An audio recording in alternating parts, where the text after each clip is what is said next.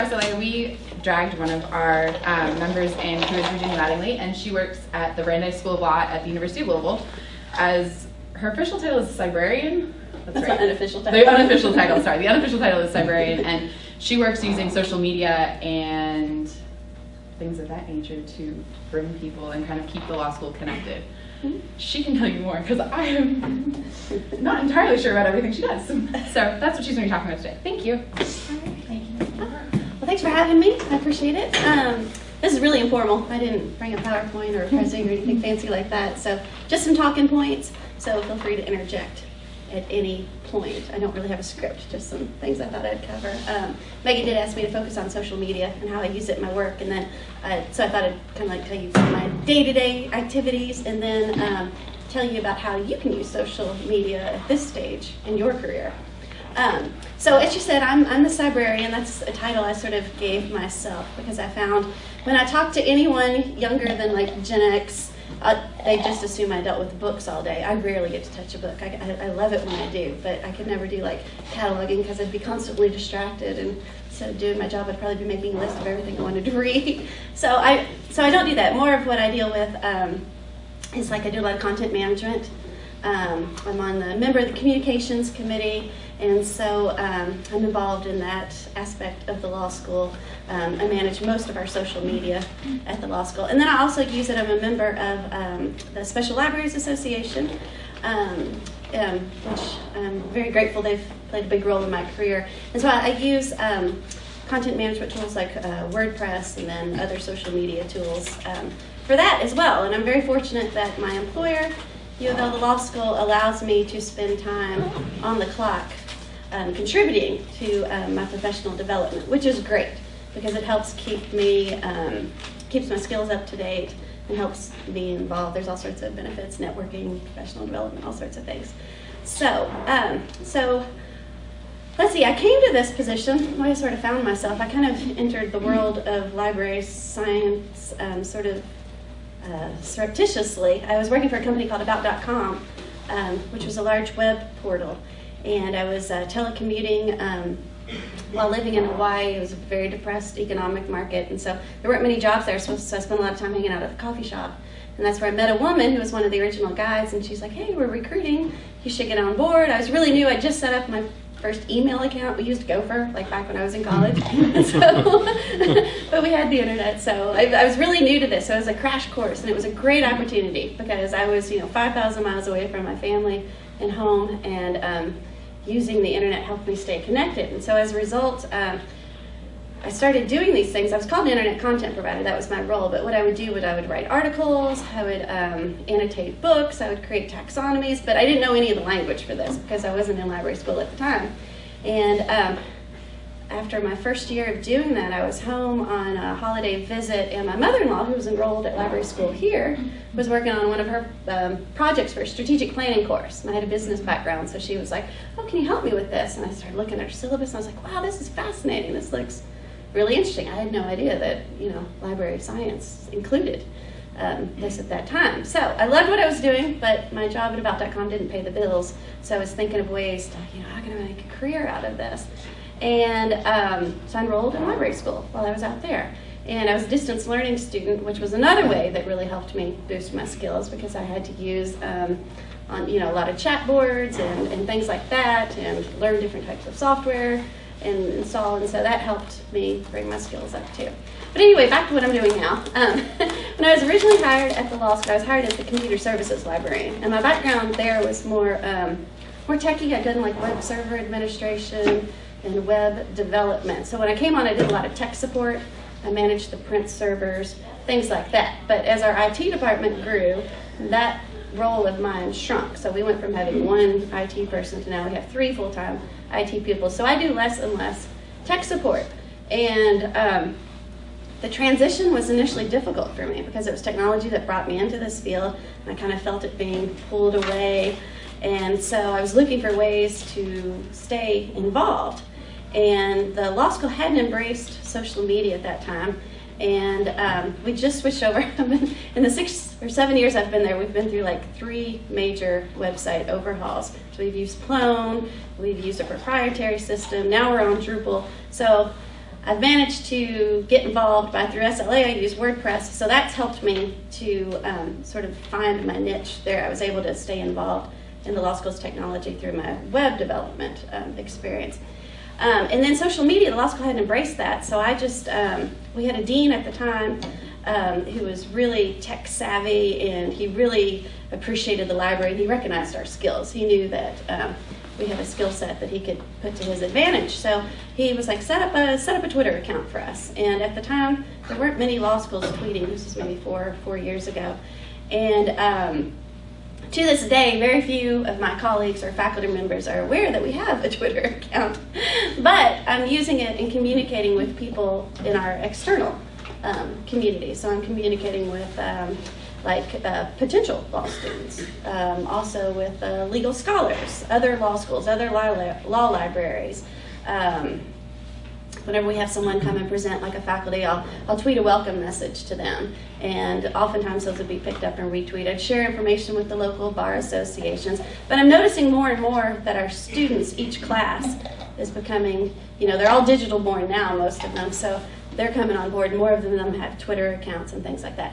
We also use on a daily basis, there's all sorts of social media. I'm sure you've all seen the graph where there's like 100 different icons of different types. The ones I use on a daily basis in my work are Twitter and Facebook. So those are the ones I'm focused on. I also think LinkedIn is a really useful tool, which I'll talk about that a little bit as well. But Facebook, gosh, the law school, I probably manage at least 12 pages or groups, and there's probably dozens and dozens, because each class, entering class, creates a group, each student org creates a group, and they're very sort of disjointed. We don't have any oversight, because it's social media.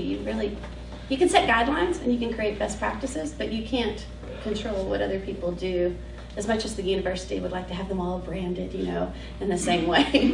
We're lucky with the law school, we go a little rogue. We have our own web servers. We kind of do our own thing, which is nice. Gives us some freedom to do that.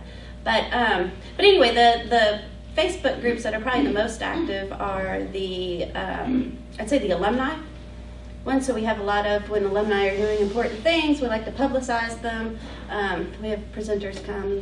People stay connected. They find the graduates stay connected that way.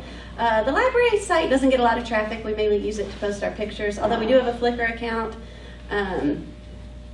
I like Flickr personally. We haven't gotten a lot of traffic on Flickr. So we post our images and things on Facebook. Let's see, there's a sustainability group that the students use. That one's pretty active too. So yeah, okay. Let's see, a couple of things. Anybody have any questions so far? Okay, I wanted to talk about how social media and your job. Like I said, for me, the main benefit to me has been that it's kind of been a way to keep my skills up to date, and I've created a niche within the law school that helps provide job security and largely job satisfaction. The greatest challenge to using social media in my work is defining the line between personal and professional. I noticed, it's funny, one of my colleagues, Kurt Metzmeyer, who Sean knows very well, he and I are probably on Facebook constantly. And so when your boss, the guy who hired you, is sitting 2 offices next door and he's using it, it's okay. You've got some liberty to use it, but you don't want to abuse it because it's distracting. It's incredibly distracting. I'll get online to post something on the alumni board, and then somebody's posted something, a picture or something, then I'm on a different tangent. So I try to limit. My New Year's resolution this year was to not get on social media until 4 o'clock each day. That always doesn't pan out, but because my shift runs 10 to 6, so that's like the last quarter of my day. It doesn't always pan out, but just having that as a goal helps keep me focused, keeps me mindful of that. I attended a really interesting presentation at U of L's Delphi Center, which is like its professional development organization, last week, and a group of psychology students had done some research. They'd used behavioral about Facebook and how it was addictive, and they were comparing it to other types of addiction, substance abuse, overeating, things like that. And what they found in their research, they were using behavioral modification, using rewards and punishments to alter their behaviors. It's an interesting presentation, but what the research has shown is that social media, when you get an alert, like, oh, you've been retweeted, or somebody's mentioned you, or somebody's tagged you in a post or something, it triggers a dopamine release, which is this chemical that stimulates our pleasure circuit. So it has these very addictive qualities. So I'm very mindful of that, and I'm trying to balance the two. So it takes a lot of self-discipline. You just got to, find out what works for you. Let's see. I think as far as most of y'all are probably going to be embarking upon a job search at some stage, probably pretty soon, or maybe you're already deeply engaged in it. There are three primary tools that people talk about a lot on with regard to your job search. That would be LinkedIn, that would be Facebook, and Twitter. And the main rule with Facebook is you probably already have Facebook. Just what you want to do with that is just clean it up when it comes time for your job search. Just make sure your profile picture, your cover photo, all those things that are visible to the world that Facebook privacy settings don't let you control. Make sure those are the image that you want to present. Look at your privacy settings. Facebook's constantly changing them, so stay on top of that. That's all I have to say really with regards to Facebook. Although some people recommend using Facebook as a networking tool. They tried this thing called Branch Out, but that didn't really take off too well. But you can use it one way, in the same way that you can use Twitter. You can use Facebook to interact with potential employers that you're interested in, follow their conversations, follow them, maybe engage in their conversations, and they might become aware of you, so that when your name comes across their desk on an application, it may trigger, oh, wait a minute, this is somewhat familiar. Twitter is a useful way to separate your personal from your professional profile. And so I would encourage everyone to set up an account. I manage 5 Twitter profiles, and one's like for personal interests that I have, but 3 of them are work related. Those are the ones I use on a daily basis. Then I have my personal one. And my personal Twitter profile, I'm not seeking to attract followers or anything like that. I use that to follow other people and to gather information. But with your own, you're thinking of branding, you can use all these tools to brand yourself in your job search. You can use it to demonstrate, your expertise, your skill set. You can tweet about things that are of interest to you, share in news reports. It's a good way to network with people, meet people who have similar interests, follow, the potential employers that you're interested in that you plan to apply for, so you can stay abreast of, their news, and then you can show that you're informed when you go to interview. LinkedIn is one of the most useful tools as far as networking, and it really is geared to be solely a professional networking tool. So that's another area you can use to brand yourself. While you're preparing for your job search, network with your friends, get recommendations from people and endorsements. That's a little tool on LinkedIn that they use. Join groups, conversations. I get a lot of information about articles and things that might not otherwise, show up on my radar through my LinkedIn groups. And you can set up all these. Most of them have the option of like a weekly digest, so that you don't get too much, mail in your inbox. Those are all good tools. There's all sorts of. A couple of colleagues of mine at the KLA conference last fall, or the fall before, we did a 3-part presentation on how to use social media in your job search. I talked about Twitter. Constance talked about blogging. Blogging is another great way. If you really enjoy writing and research, and you're planning to go into an area of scholarship or academia, that's a great way to showcase your talents. You can also use your blog as your portfolio. Megan told me a lot of you are preparing your portfolios right now. The blog's an excellent way to sort of archive all that information and put it out there. And then our colleague Africa Hands, she talked about LinkedIn. If anybody wants a copy of that presentation, I can give it to you. There's a chat, for those who do tweet, there's a chat coming up on Tuesday that SLA is doing. It's free, and people are going to tune in at 1:30 and 7 o'clock. And you can follow it. If you're not available during those times, you can just go back and see the tweet thread. It's the hashtag is SLA Talk. So if you want to keep up with that. Some sites that I like to stay informed are Mashable and Likeable. Those are good ones for social media. I still read Wired News because I like to kind of stay involved in that. Those are the tips for resources. Let's see. Yeah, when I first got into Twitter, I was at a SLA conference in DC about 4 years ago, and there was this woman there from the Washington Post. She was a researcher, and she was talking about how she used social media in her research, and she was mining data from MySpace and the different accounts that were real popular then to gather background information. And I just kind of picked my interest. But there's all sorts of uses as librarians. We've been using social media for a few years now. We tend to be on the leading edge, if not the bleeding edge, of the curve. So while my law school faculty colleagues, may not be as, it's basically a tool for us. It's been around long enough that it's become the topic of dissertations and publications, and there's whole websites and journals dedicated to it. But it's a tool. So it's a tool, that you're going to use. I'm just starting to see it pop up in job descriptions. But it's a skill that you all have. It's in our nature, and we can, I think, exploit it and utilize it as well as anybody can. So it's important, I think, just to demonstrate that you know how to use it. I don't know if anyone can claim to be an expert. It's not, that deep yet, the knowledge, but that's it in a nutshell. Any questions? I have a question. You were talking about Facebook and sort of cleaning it up to make it in, something that your employer would want to look at. Would you recommend possibly starting a second Facebook account? Because, if you've had your Facebook account for years and years, then, you might have a lot of friends, and, it might be kind of awkward if your potential employer sees, all the stuff that your friends post about various fandoms you're a part of or something. Well, you brought up a good point. Even though you can lock down your privacy settings, there's still that open door through your friends.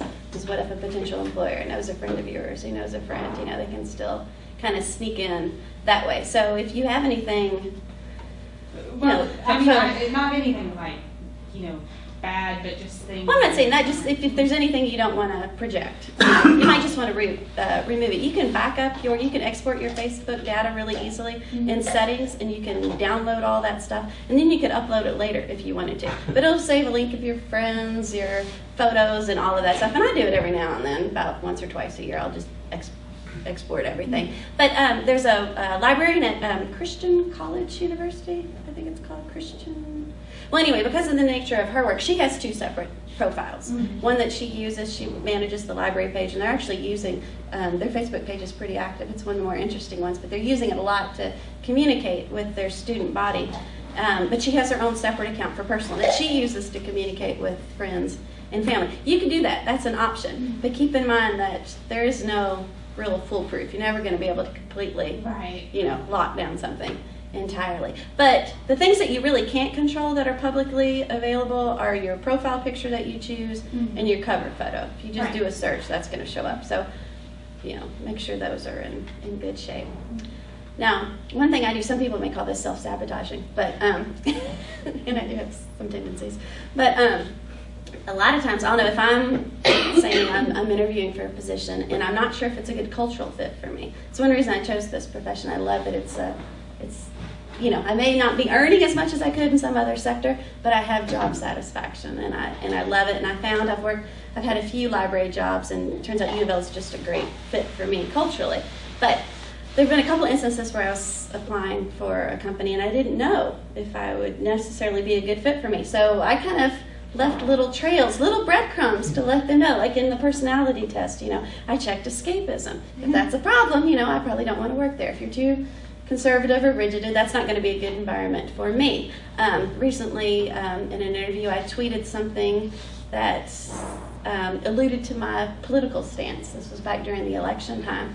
And just to kind of put it out there to see, because if I've worked in an environment before where it wasn't open and I wasn't happy in that environment. So that's one way. You can use it in that way too. You can choose what you want to, reveal and project as well. Thank you. Yeah. So I kind of have a couple of questions. Yeah. So feel free to tell me to shut up if you need to. But first off, how rare do you think your position is? Do you think that U of L is really unique in having someone like you, or do you think that your position is becoming fairly common? That's a great question. I really carved out the niche for myself kind of. I came in under the guise of computer services and I created Right. it. But more, and it wasn't, social media was never a part of my job description. But I am starting to see it show up. Also, outside the context of what we would consider traditional library jobs, like publishing. A lot. If anyone's interested in publishing, there's a lot of work out there that you have a skill set. Your biggest trick is going to be marketing yourself and convincing the employer that you have that skill set, because they may not be accustomed to applicants with your background. But so I'm starting to see this come up. There are other people. Sarah Glassmeyer, for example, she used to work at the law library here, and she's really in the legal field. She's a mover and shaker, and I think that's another instance where she kind of carved out a niche and developed this expertise. But I think you're going to see that growing. Yeah. I don't think it's going to be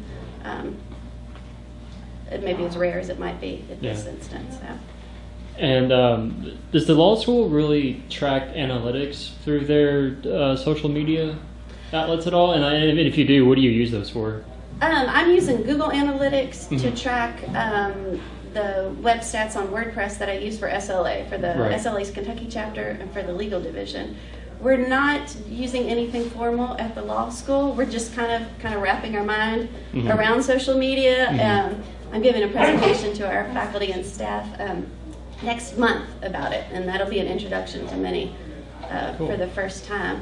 We've done surveys. Right. Each year we're trying to do a survey, and we're trying to keep the questions similar so that we can have some data that we can over time, measure that'll be more helpful. So we've been doing that for maybe 3 years now.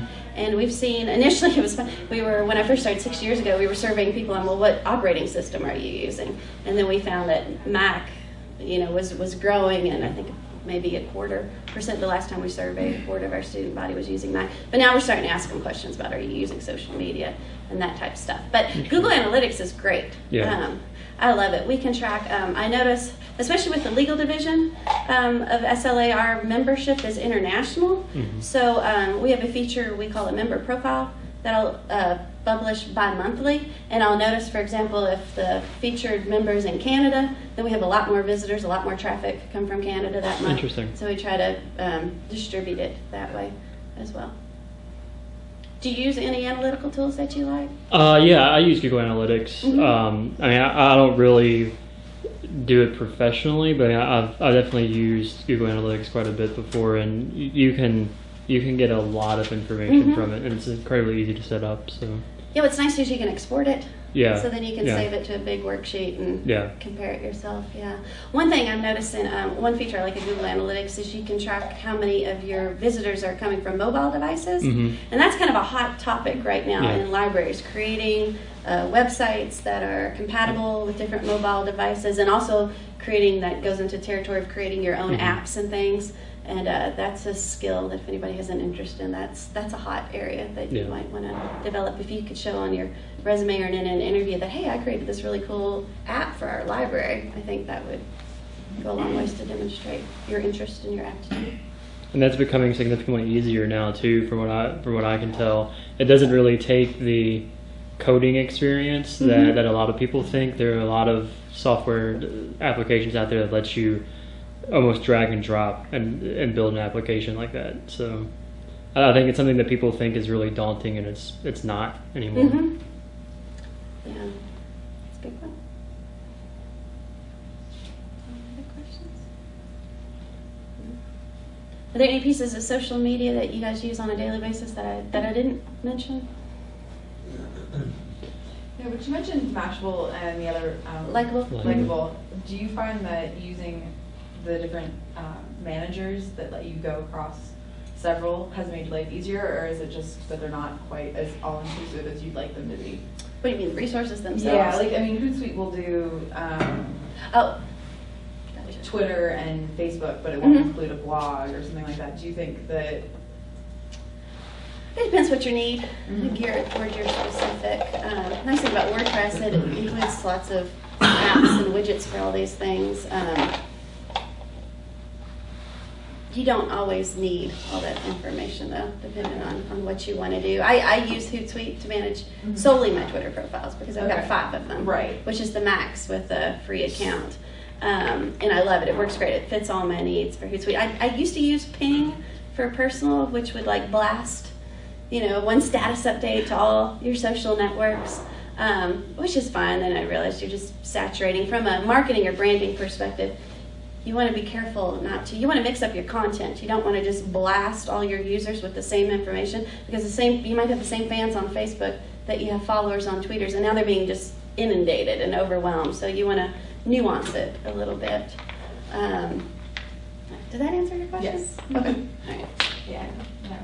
You keep talking about branding. Mhm. How important do you think that is now coming out of school?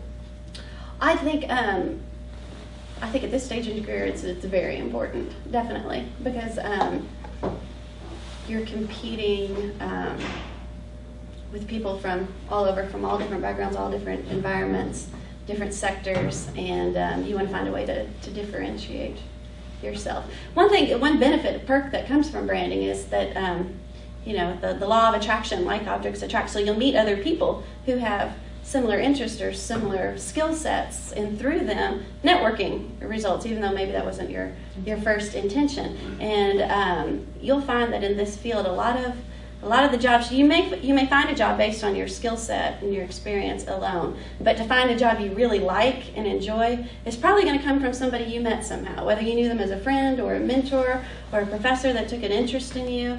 That's how you're going to find the job that really makes you happy, that you enjoy. And that can be one of the side effects of branding. Yeah. Joe, did you have a question? I was just curious when you were talking about other social media. Clearly Facebook seems to be the dominant player.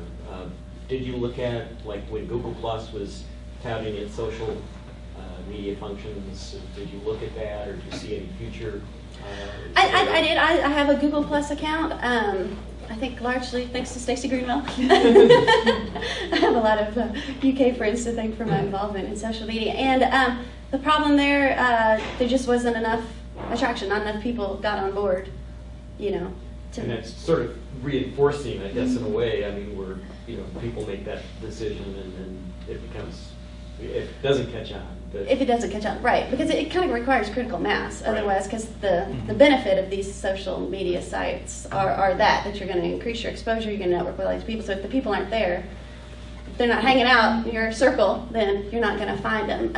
And I think, from what I've observed, Google's kind of moving away from that and coming in with other tools like Google Hangout now as a way to compete with online conferences and meetings and things like that. I was thinking about that because I thought somebody might ask me what I thought about the future of Facebook. And I think 10 years from now, I don't think Facebook's I think we'll probably be moved on to something else. I think a lot of people, like I had a Facebook account before I had a MySpace account, and I was way behind the curve on MySpace. And all those people that were on MySpace, I was there the other day, and most people I know, they haven't posted in a year. They've moved on to Facebook. And so I think we're going to keep moving on. And with which you're always going to have a generation, that's younger than you, that's lashing on, that's trying to get away from the mainstream, that's going to go out and blaze the trail and create a new platform. So, and I wouldn't really concern yourself with the actual platform itself.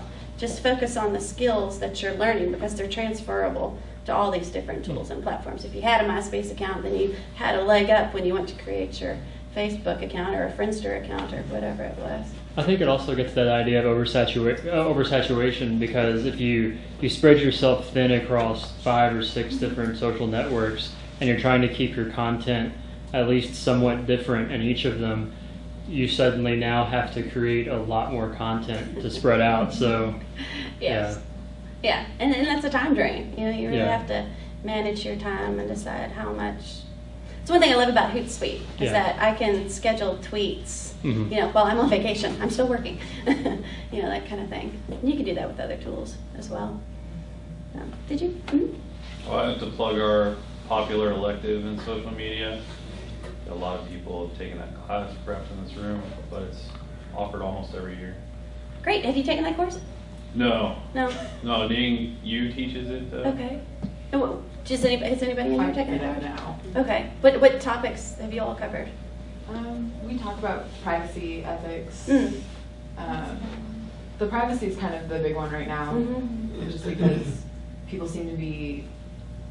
The conversation last week was looking at there's 2 types of privacy when you're looking at social media. There's your personal privacy of like what you're doing with your account, And then there's the idea of institutional privacy, because the institution is keeping a lot of information on you. Yes. And how much information are you keeping from them versus not from the public? And are you actually aware of the fact that there's institutional privacy, institutional privacy issues, which seem to be something that a lot of people are not aware of? Right. And because it's still such kind of a nascent area for the business world to be using that is. And I think this is kind of the golden age of free reign. I think, 5 years from now, those of us that are allowed to connect and use social media in the workplace, I think it's going to be more regulated by your employer, more restricted. I think, I see more and more things where the university's trying to extend oversight over our branding and our use of social media, and I think that's only going to increase because of liability issues, privacy concerns, and things like that. So enjoy this freedom.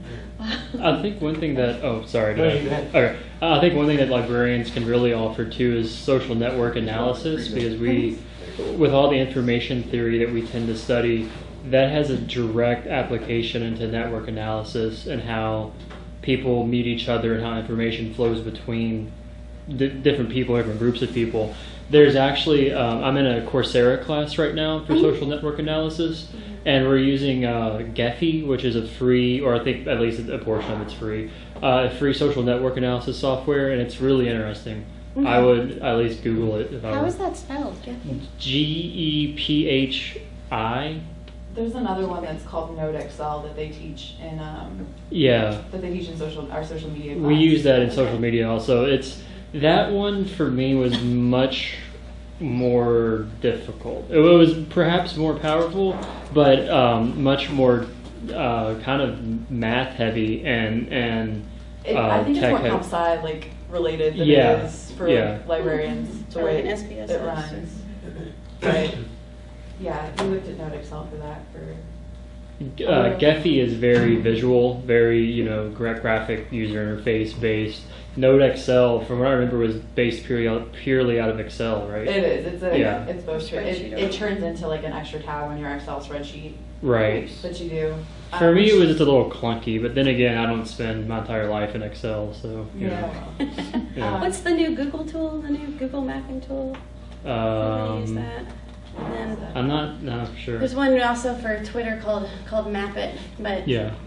it's kind of, and I wonder about that. I was thinking about that on my drive up here, how that, librarians we've been talking about, is Google going to, make us, render us obsolete? And they've been talking about that for years. We just have to stay, exactly, as long as we stay ahead of the curve, and we can use it better. But these mapping tools kind of concern me, these socially accessible mapping You tools. talked about how your professors seem to be unconnected to it. Do you feel like you have to teach them? Like, do you feel like you'll be able to stay ahead of it just because you have to teach them how to do all this?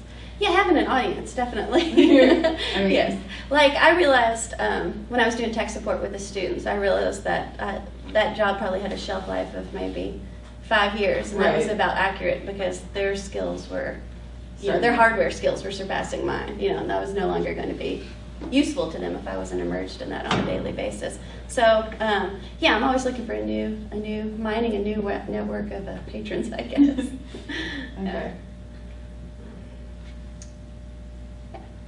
Just a comment about your predictions for the future are always a little dicey, but I think there is a lot of interest in social media, but I also think that institutions haven't exactly caught up with that whole world yet, and so that gives some freedom to those who are exploring them. I think there is a parallel about just the emergence of the web. Yes. At least in terms of academic institutions.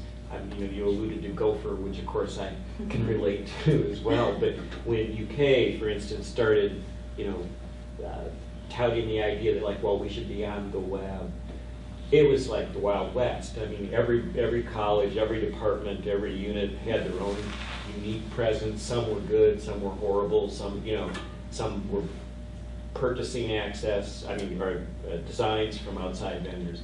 And then the university finally caught up with it and said, wait a minute, we need to sort of unify our look, much more controlled now. Mm-hmm. And I think that probably will start to happen more and more with some of the social media uses.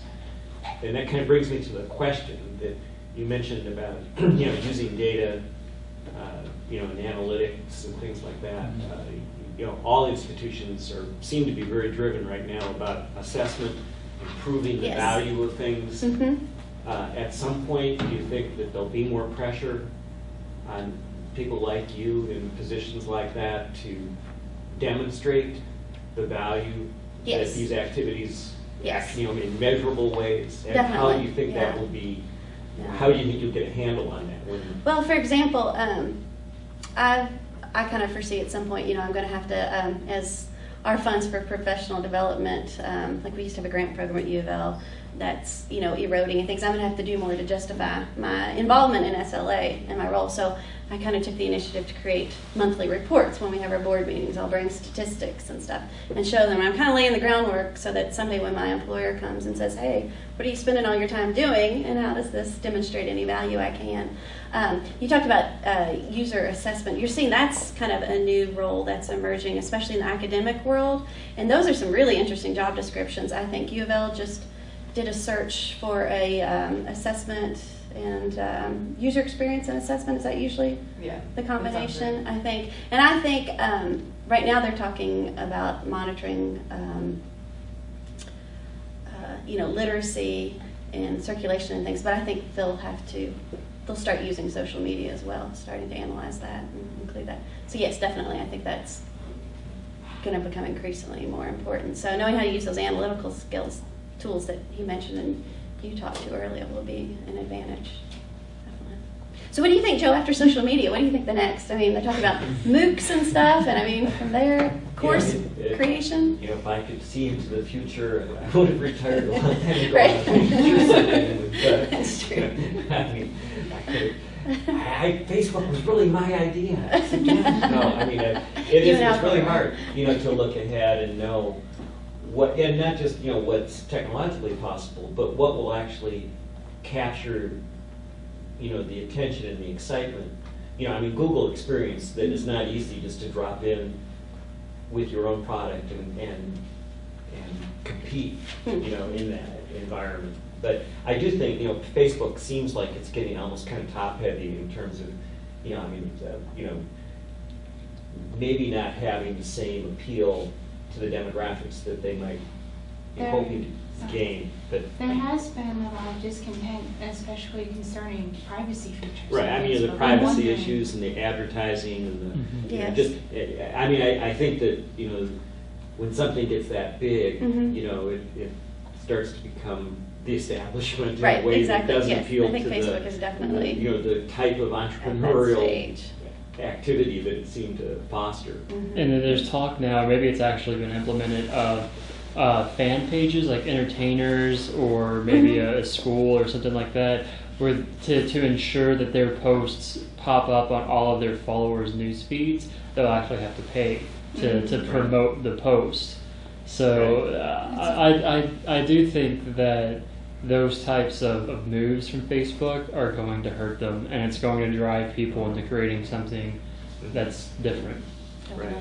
And of course now since they've gone public, they have all these concerns about, they took a big hit in terms of their share price after the IPO and stuff. So now it's much more of a corporate business kind of model than it was maybe at the beginning. Which I personally don't think is working very well for them. Yeah. I suspect that part of the reason that Facebook still has so many people is because, a viable rival hasn't appeared yet. But I suspect that once one does, they might lose a lot of their base.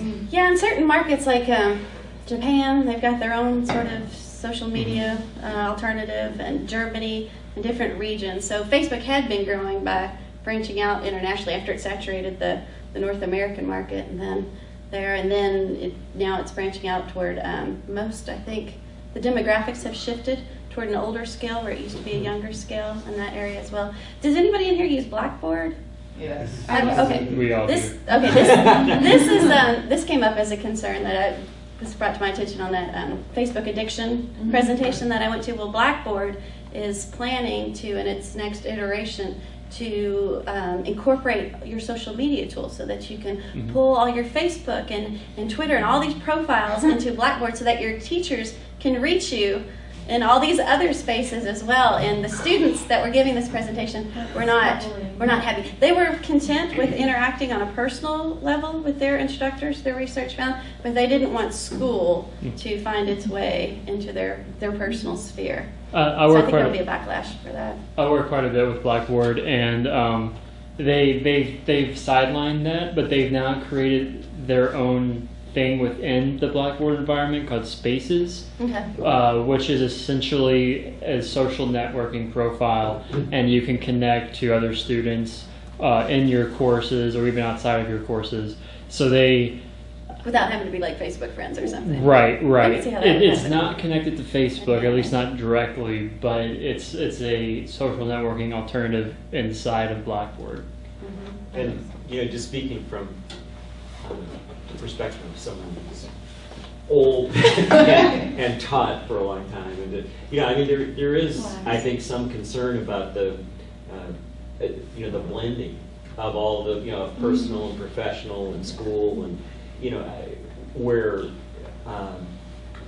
in my mind, I sort of don't object to the fact that you can compartmentalize some of your life in a way and say, these are my school activities, and, as an instructor, I don't necessarily want to feel like, well, gee, if I'm going to announce something about my class, I better make sure that I get the word out on my Twitter feed, my Facebook, on, email broadcasts, and in Blackboard. I See, think that's that- where ping would be coming in. Well, yes. You got one message, you just want to blast it. Right. So, I think, obviously it's valuable. But I would maybe not necessarily, just trying to manage online classes are challenging enough without feeling like I now have 30 other feeds of information from my classes and that I need to participate in to do my job. I think that was kind of the appeal that Google was trying to be. They were trying to be everything Right. to everybody and incorporate all your email and your social networking and your documents and Right. your cloud and have it all through one portal. Has some form of like a Blackboard, and I can never remember. It's called Open Class, There we go. Yeah. which is actually not just them anymore. It's been purchased by Princeton Hall, I think. Okay. Is it Princeton? But It's they started- one of the they- big What does textbooks. Parsons have? Maybe it's them. I thought Parsons maybe had Open Class. It's Yeah. one of the big textbook publishers. Anyways, Yeah. Yeah. Yeah, one of the big, okay, so they had started the idea of like trying to run basically a Blackboard version, although it was more open source, I think. Right. it was. And It it wasn't is. as supported as the Blackboard. Mhm. And there's also a pilot here on campus with Canvas. Mhm. Right, we did That's, the, that which is was- another competing Yeah. open source. An open source alternative. Yeah. approach, but again, it's all sort of good news, bad news in the sense that Right. like Blackboard is the sanctioned course management system, so it gets directly plugged into the registrar and all, and so when people do alternate strategies like Canvas, the Yeah. instructor has to manually add the students, and it doesn't automatically get populated by registration and things like that. So it's nice to be able to explore options, but then I could see from the student perspective too, like where they say, oh great, now I've got 3 classes and I've got 3 different Platforms. learning management Yeah. systems that I have to get used to. So And they're all so vastly different that. yeah. Has anybody taken a class with Canvas or Open Class? One I of was the on others? Canvas. Mhm. Ning's class last semester. Did she use Canvas? 603, or 630, she used Canvas, and it was alternatingly nice and absolutely frustrating because it took you a little while to figure out what you were doing. How did it compare to Blackboard? I mean, it's fairly, like, from the front end, it's not, like, better. I mean, I don't know about the back end. Chris knows more about the back end because that's where he works most of the time. But the front end, the system didn't look that much different. It was just I actually worked on the analytics part of it, where we took a lot of surveys from the students. That if you took a Canvas course, you probably took the Qualtrics survey. yeah, the survey that we were all kind of. So when we gathered all those and all that analytical data back, we found that pretty overwhelmingly students preferred Canvas in most all areas. The only area that Blackboard really won out was their mobile integration, because Canvas doesn't have it really. They have an app, but it's not as functional as It's the not. Blackboard app. The Blackboard had very, very high marks from both faculty and students for their mobile applications, but fairly low marks for communication and like community building, and grades in particular. Canvas won out almost 100% on students being able to see their grades and the things that they can do with their grades. Yeah. One of the big things in Canvas is the what if grading option, where you can go into like an assignment and put 75 out of 100 or whatever, and it'll calculate what your grade would be. Exactly.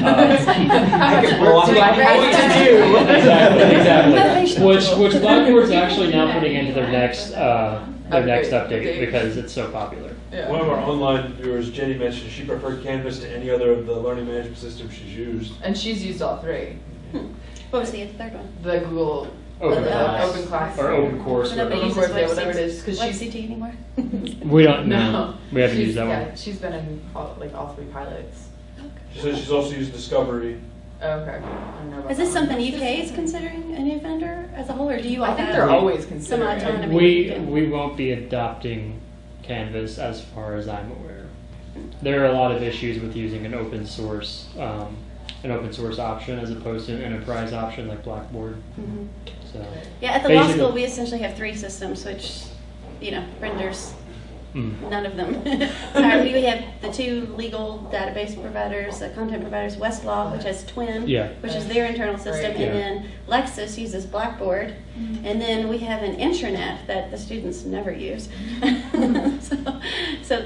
It's like three different. Do you find the students like Twin? Because I was on it this summer for my law class, and it was. The law students, it's the more popular of the one. It's the one they It's use, and I think it's because critical mass. Their teachers are teaching in Twin. Yeah. They're linking directly to articles for their assignments in Twin, so they I have found to like be you there. could use it more efficiently in Westlaw. Like when you're in Westlaw, Twin Yes. is very effective.